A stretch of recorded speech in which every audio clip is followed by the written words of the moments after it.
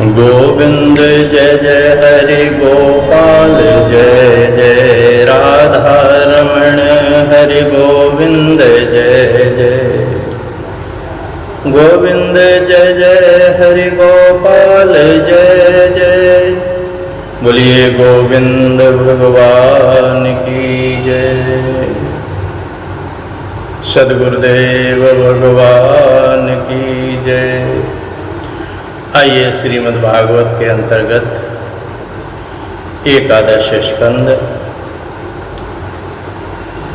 और उद्धव गीता आप श्रवण कर रहे हैं।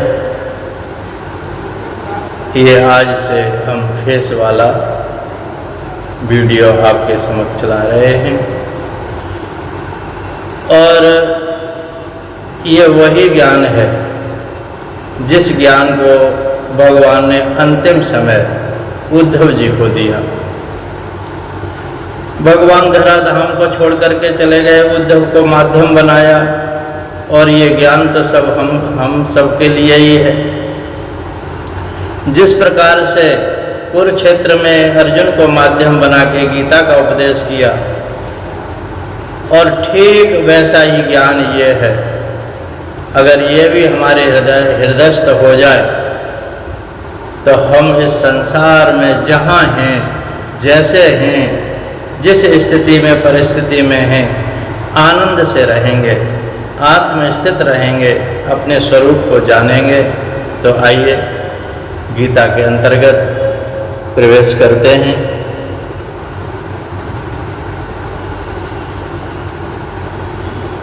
ये एकादश स्कंद में 10वां अध्याय। 10वें अध्याय में भगवान कहते हैं, प्यारे उद्धव, इस जन्म मृत्यु रूप संसार को दूसरा कारण नहीं है कोई भी, केवल अज्ञान ही मूल कारण है। इसका अज्ञान, अगर अज्ञान न हो तो ये तो भगवत स्वरूप ही है। इसलिए अपने वास्तविक स्वरूप को, आत्मा को जानने की इच्छा करनी चाहिए। अपना यह है वास्तविक स्वरूप जो समस्त प्रकृति और प्राकृत जगत से ये अतीत है, द्वैत की गंध तक इसमें नहीं है, अपने आप में ही स्थित है, उसका कोई और आधार है ही नहीं। उसे जानकर धीरे धीरे, शनैः शनैः स्थूल शरीर, सूक्ष्म शरीर आदि में सत्वित जो बुद्धि हो रही है हमारी, उसे क्रमशः मिटा देना चाहिए।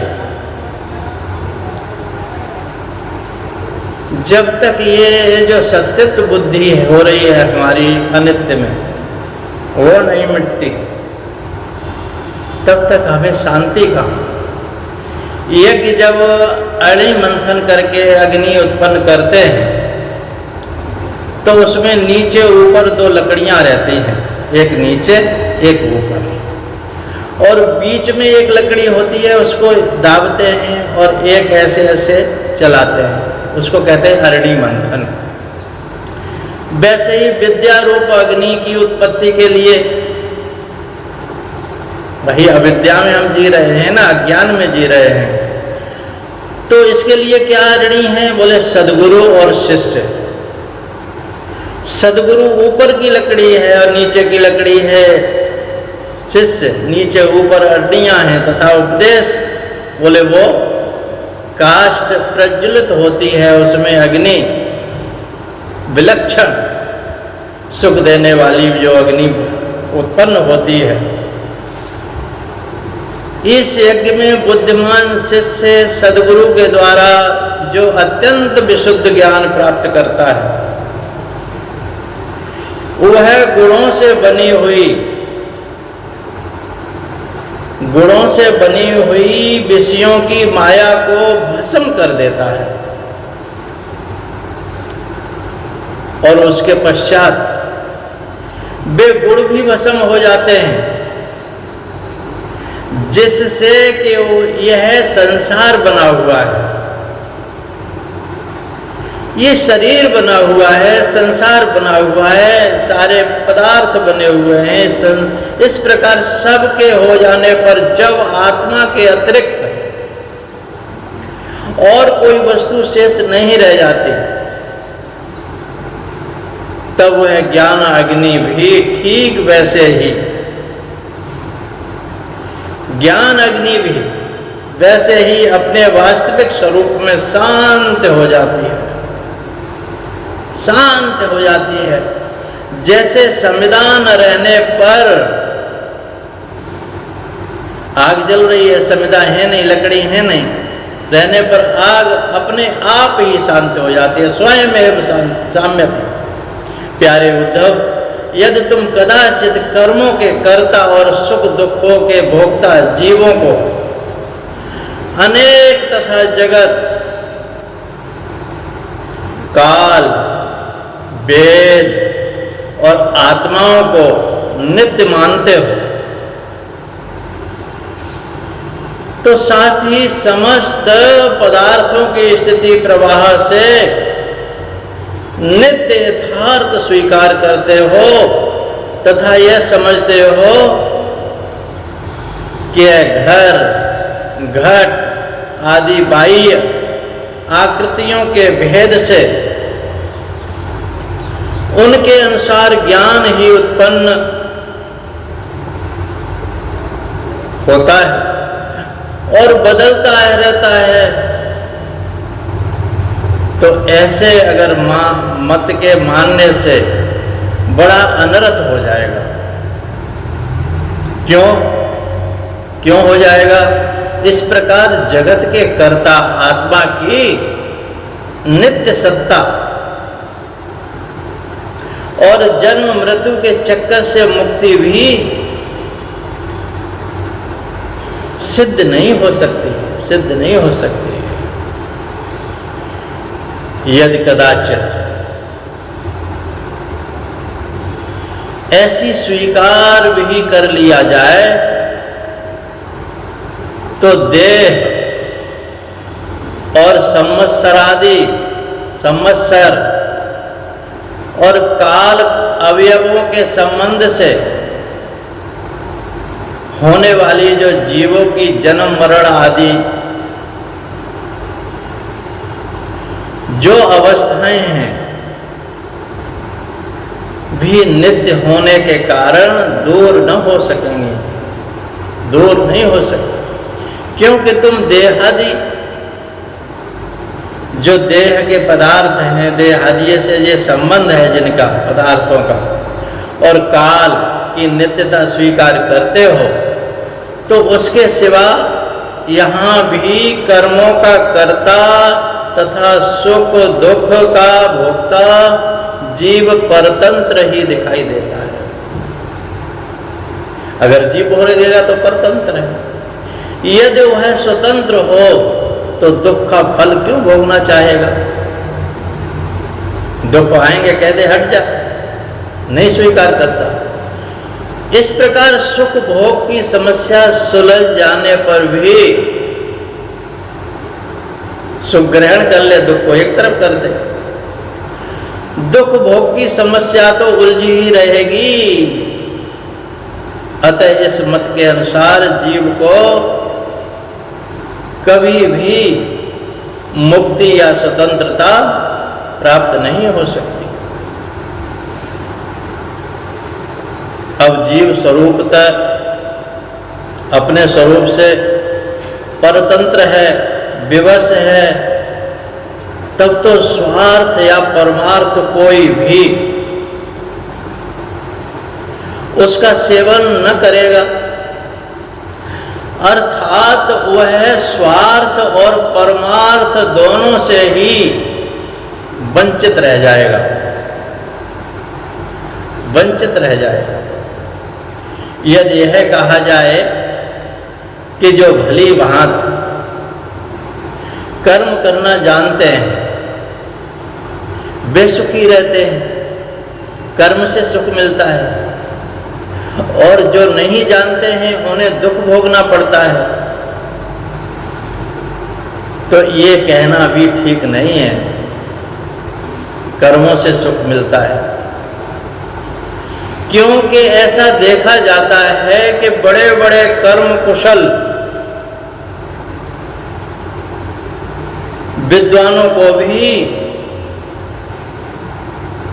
कुछ सुख नहीं मिलता, और मूढ़ों को भी कभी दुख से पाला नहीं पड़ता।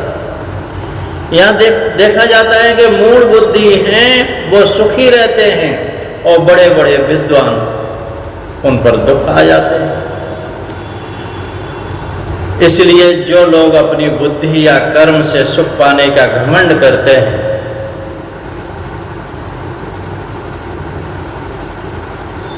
उनका वह अभिमान बिल्कुल व्यर्थ है, बिल्कुल व्यर्थ है। यदि वह स्वीकार कर लिया जाए कि वे लोग सुख की प्राप्ति और दुख के नाश का ठीक ठाक बढ़िया तरह से उपाय जानते हैं, तो भी यह तो मानना ही पड़ेगा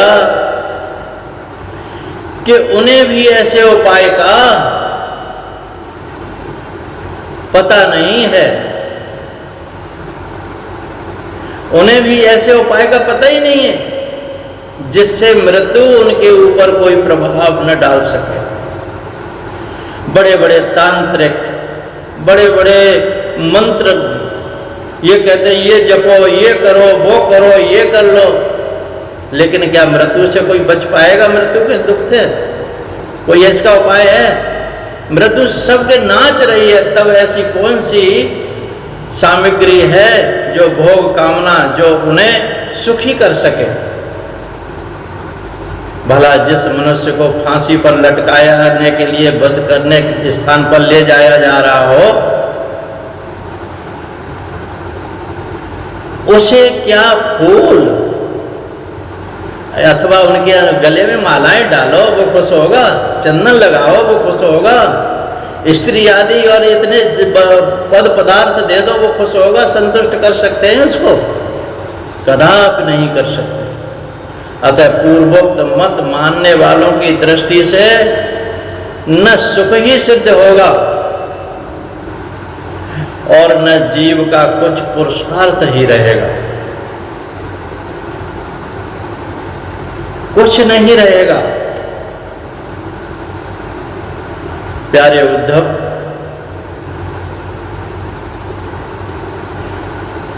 अगर लौकिक सुख के समान पारलौकिक सुख भी दोष युक्त ही है,